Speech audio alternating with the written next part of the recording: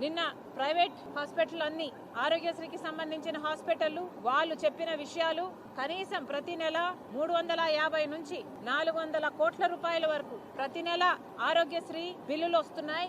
గత 16 నెలలుగా కూటమి సర్కార్ అధికారంలో ఉంది. 16 నెలలుగా రేస్ చేసిన బిల్లులు 5,900 కోట్ల రూపాయలైతే ఈ సర్కారు చెల్లించింది మాత్రం 5,200 కోట్ల రూపాయలు. అంటే ఈ సర్కారు పెట్టిన బకాయిలు 700 కోట్ల రూపాయలైతే వైసీపీ అధికారంలోంచి దిగిపోయే నాటికి ఉన్న బకాయిలు 2,000 కోట్ల రూపాయలు. అంటే మొత్తం 2,700 కోట్ల రూపాయలు ప్రైవేట్ హాస్పిటల్ కి ప్రభుత్వం చెల్లించాల్సి ఉంది.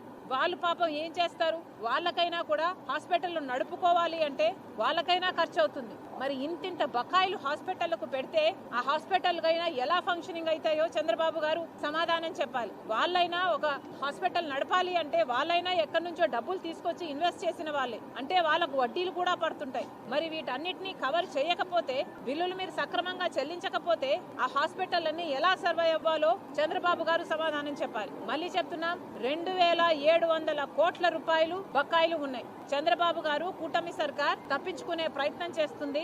2,000 కోట్ల రూపాయలు వైసీపీ బకాయిలే అని చెప్పి వాళ్ళ మీద తోసే ప్రయత్నం చేస్తుంది. సరే, వాళ్ళ బుద్ధిహీనత. ఆరోగ్యశ్రీ రాజశేఖర రెడ్డి గారి పథకమైనా వాళ్ళు బకాయిలు పెట్టిపోయారు. మరి బకాయిలు పెట్టిపోయి ప్రజలు మీకు అధికారం ఇస్తే మరి మీ బుద్ధి ఎక్కడికి పోయింది? ప్రభుత్వంలో ఉన్నప్పుడు ఆ పాత బకాయిలు తీర్చాల్సిన బాధ్యత మీది కాదా? ఆరోగ్యశ్రీ అయినా ప్రజల ఆరోగ్యమైనా మీకు ముఖ్యం కాదా?